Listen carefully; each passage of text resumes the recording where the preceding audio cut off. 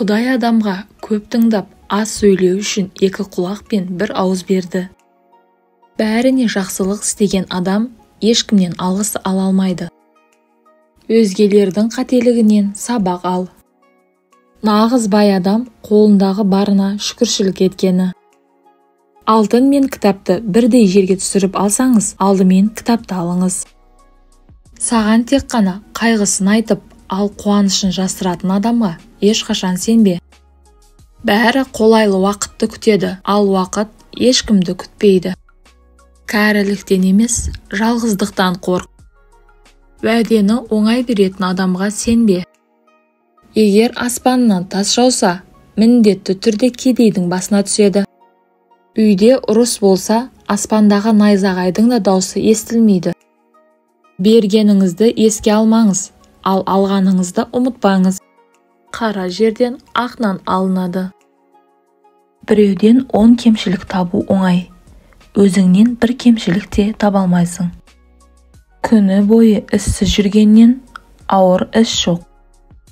Шындықпен дүниені бағындырған ешкім жоқ. Құлағыңмен естігеніңе емес, көзіңмен көргеніңе сен. Білмеймін деген, білемін деген кісіден көп біледі. Жақсылар жаманды көріп үйренеді.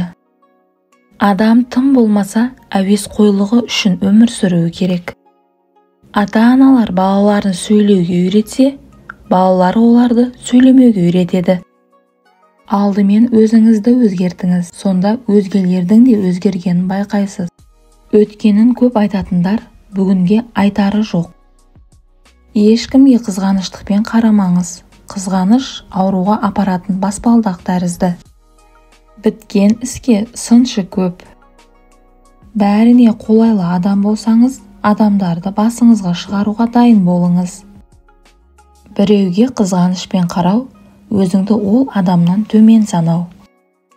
Алыстан қарағанда адамдардың бәрі жақсы. Кейде ең үлкен даналық үнсіз қалу болып табылады. Ақша санағанды жақсы көреді. Әйелдер аузын ашпағанша сұлу әрі тартымды болады. Досым деп бар сырыңды ақтарудан сақ бол, себебі досыңның да досы бар.